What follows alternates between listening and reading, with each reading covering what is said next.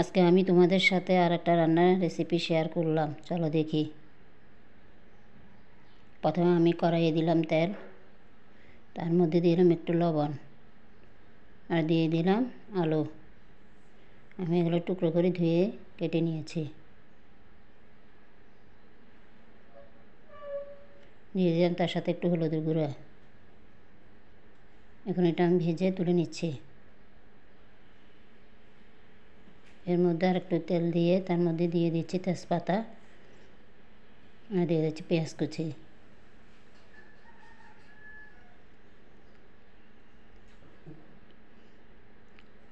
এটা আমি ভালোভাবে নাড়াচাড়া করে এখন এর মধ্যে দিয়ে দিচ্ছি পেঁয়াজ বাটা, আদা বাটা। এখানে আমি 2 চামচ পেঁয়াজ বাটা দিয়েছি, 1 চামচ 1 টেবিল চামচ আদা বাটা, 1 টেবিল চামচ রসুন বাটা আর দিয়েছি 1 টেবিল চামচ জিরা বাটা। আর দিয়ে দিচ্ছি কয়টা রসুন, তার সাথে দিচ্ছি একটু জায়ফল জয়ত্রী বাটা। এখন দিয়ে দিচ্ছি কিছু টমেটো কুচি। এখন এটা আমি ভালোভাবে নাড়াচাড়া করে এর মধ্যে আবার আমি দিয়ে দেব স্বাদ মতো লবণ, 1 টেবিল চামচ হলুদের গুঁড়া, 2 চামচ মরিচের গুঁড়া, দিয়ে দিচ্ছি সামান্য চিনি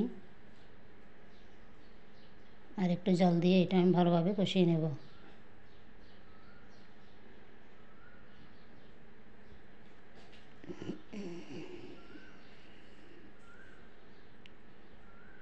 এখন এটা কষানো হয়ে গেছে। এখন আমি এর মধ্যে দিয়ে দিচ্ছি হাঁসের মাংস। এটা আগে থেকে আমি কেটে ধুয়ে রেখেছি।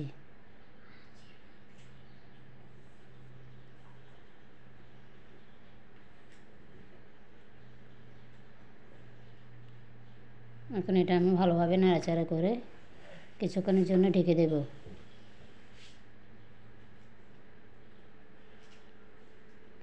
কিছুক্ষণ পর আমি এসে আবার এটাকে নাড়াচাড়া করে এর মধ্যে দিয়ে দিব গরম জল।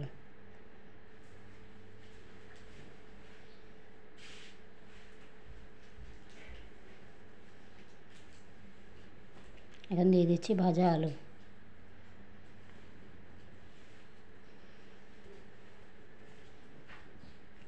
আমি আরেকটু নাড়াচাড়া করে এর মধ্যে দিয়ে দেব গরম মশলা গুঁড়া।